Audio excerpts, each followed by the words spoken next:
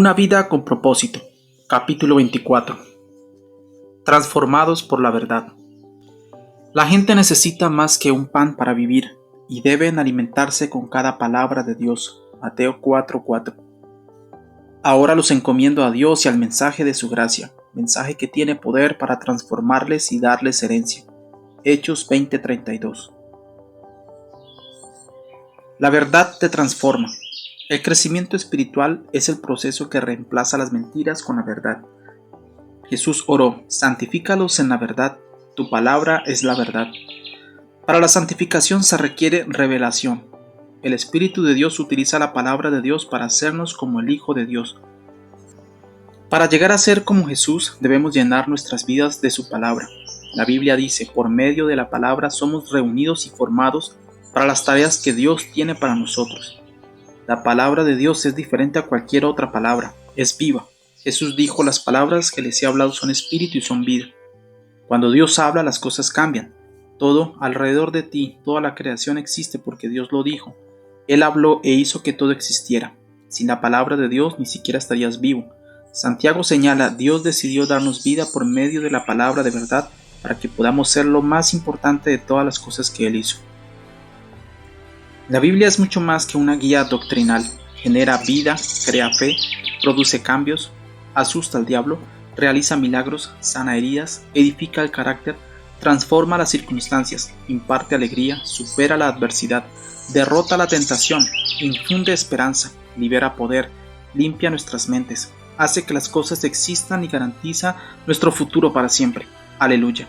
No podemos vivir sin la palabra de Dios. Nunca la menosprecies. Debemos considerarla tan esencial para nuestra vida como la comida. Job dice: en lo más profundo de mi ser he atesorado las palabras de su boca. La palabra de Dios es el alimento espiritual que debes tener para cumplir tu propósito. A la Biblia se le llama nuestra leche, pan, comida sólida y postre.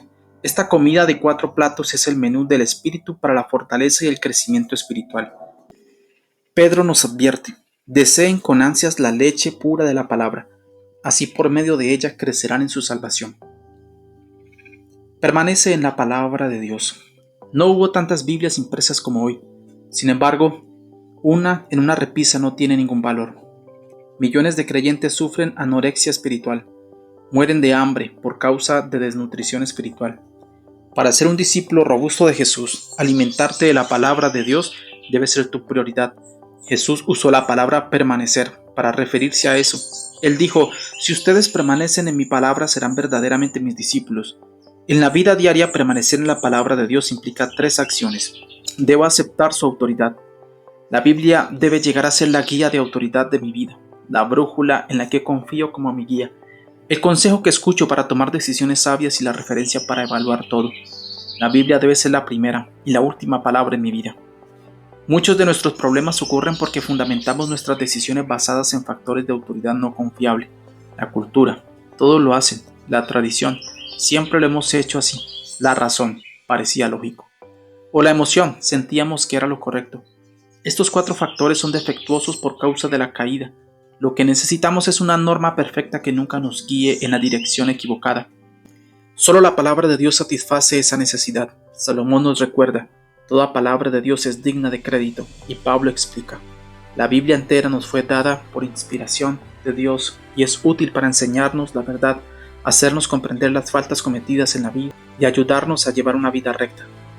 En los primeros años de su ministerio, Billy Graham pasó un tiempo luchando con sus dudas acerca de la exactitud y autoridad de la Biblia. Una noche cayó sobre sus rodillas y con lágrimas le dijo a Dios que, a pesar de los pasajes confusos que no entendía, desde ese momento en adelante confiaría completamente en la Biblia como la única autoridad para su vida y ministerio. A partir de ese día, la vida de Billy fue bendecida con un poder y una eficacia sin precedentes. La decisión más importante que puedes tomar hoy es resolver el asunto el cual ha de ser la autoridad absoluta para tu vida. Opta por la Biblia como la máxima autoridad a pesar de la cultura, la tradición, la razón o la emoción. Cuando tengas que tomar decisiones, proponte hacer primero esta pregunta: ¿qué dice la Biblia? Resuelve que cuando Dios te pida que hagas algo, confiarás en la palabra de Dios y lo harás, tenga sentido o no, aunque no tengas ganas de hacerlo. Adopta la declaración de Pablo como tu afirmación personal de fe. Estoy de acuerdo con todo lo que enseña la ley y creo lo que está escrito en los profetas. Debo asimilar su verdad. No basta con solo creer en la Biblia. Debo llenar mi mente de ella para que el Espíritu Santo pueda transformarme con la verdad. Hay 5 maneras de hacerlo. Puedes recibirla, leerla, investigarla, recordarla y reflexionarla. Primero, recibe la palabra de Dios cuando la escuchas y la aceptas con una mentalidad y una actitud receptiva. La parábola del sembrador ilustra cómo nuestra receptividad determina si la palabra de Dios se arraiga en nuestras vidas y lleva fruto o no. Jesús identificó 3 actitudes de rechazo: una mente cerrada, que es la tierra dura; una mente superficial, que es la tierra poco profunda; y una mente distraída, que es la tierra con hierbas malas. Y luego dijo: pongan mucha atención. Cuando sientas que no estás aprendiendo nada de un sermón o de un maestro de la Biblia, debes analizar tu actitud, considerando en especial el orgullo, porque Dios puede hablarte incluso a través del maestro más aburrido cuando eres humilde y receptivo. Santiago aconseja que puedan recibir con humildad, modestia, mansedumbre, la palabra sembrada en ustedes, la cual tiene poder para salvarles la vida. Segundo, durante la mayor parte de la historia de 2000 años de la Iglesia, solo los sacerdotes podían leer la Biblia, pero ahora miles de millones de personas tienen acceso a ella. A pesar de esto, muchos creyentes son más fieles a la lectura diaria de su periódico que de sus Biblias.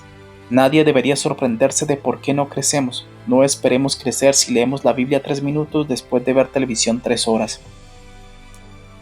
Muchos que presumen de creer en la Biblia de tapa a tapa nunca la han leído completa, pero si tan solo la lees 15 minutos diarios, la leerás completa una vez al año. Si dejas de ver un programa de televisión 30 minutos por día y lees tu Biblia, en cambio, al cabo de un año la habrás leído 2 veces. La lectura diaria de la Biblia te mantendrá al alcance de la voz de Dios. Por eso Dios instruyó a los reyes de Israel que mantuvieran siempre cerca una copia de su palabra. Esta copia la tendrán siempre a su alcance y la leerán todos los días de su vida. Pero no la guardes simplemente cerca, léela regularmente. Una herramienta sencilla para esto es un plan diario de lectura bíblica. Así evitarás saltar arbitrariamente de una parte de la Biblia a otra y pasar por alto algunas secciones. Tercero, la investigación o el estudio de la Biblia es otra manera práctica de permanecer en la palabra. La diferencia entre la lectura y el estudio de la Biblia implica 2 actividades adicionales: formularse preguntas acerca del texto y anotar tus ideas. En realidad no has estudiado la Biblia a menos que hayas tomado nota de tus pensamientos en el papel o en la computadora. El espacio en este libro no me permite explicar los diferentes métodos para el estudio bíblico. Hay varios libros útiles al respecto, incluyendo uno que escribí hace más de 20 años. El secreto para un buen estudio de la Biblia radica en aprender a plantearse simplemente las preguntas correctas. Los distintos métodos emplean preguntas diferentes. Descubrirás mucho más si te detienes y haces preguntas tan sencillas como ¿quién?, ¿qué?, ¿cuándo?, ¿dónde?, ¿por qué? Y ¿cómo?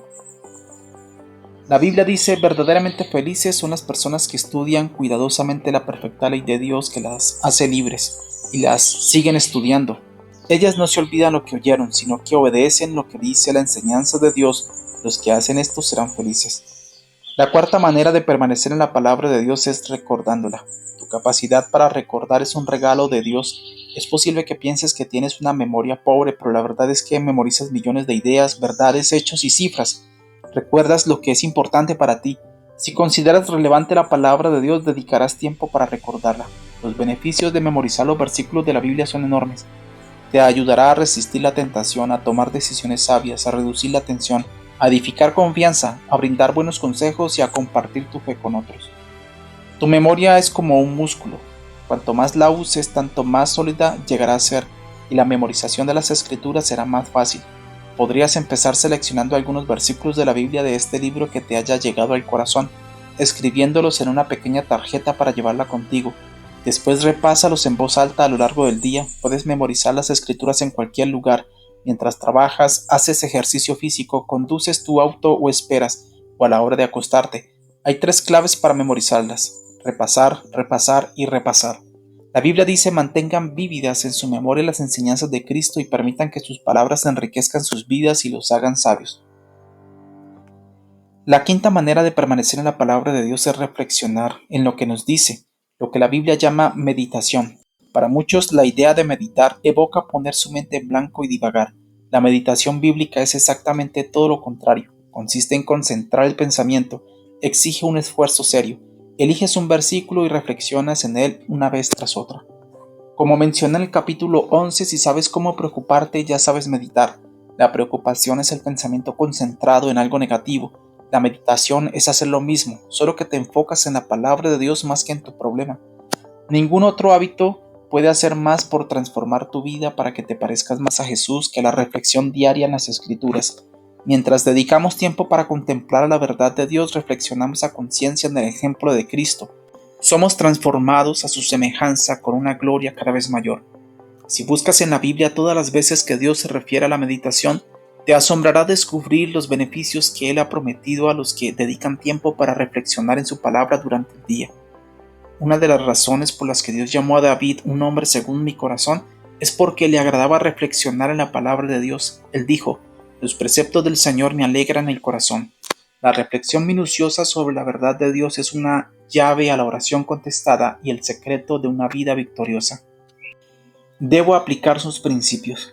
Es completamente inútil recibir, leer, investigar, recordar y reflexionar en la palabra si no la ponemos en práctica. Debemos llegar a ser hacedores de la palabra. Este es el paso más difícil de todos, porque Satanás lucha intensamente. A él no le molesta que vayamos a los estudios bíblicos con tal de que no hagamos nada de lo que aprendemos. Nos engañamos cuando pensamos que simplemente porque hemos oído, leído o estudiado una verdad, la hemos integrado a nuestra vida. En la actualidad puedes estar tan ocupado yendo a la próxima clase o seminario o conferencia bíblica que no tienes tiempo para poner en práctica lo que aprendiste. Olvidas lo aprendido mientras vas camino a tu próximo estudio. Sin aplicación, todos nuestros estudios bíblicos carecen de valor. Jesús dijo: "Todo el que me oye estas palabras y las pone en práctica es como un hombre prudente que construyó su casa sobre la roca". Jesús también enseñó que la bendición de Dios viene por obedecer la verdad, no solo por conocerla. Él dijo: "Ahora que saben estas cosas, serán dichosos si las ponen en práctica". Otra razón por la que evitamos la puesta en práctica de la palabra de Dios es que puede ser difícil o incluso dolorosa.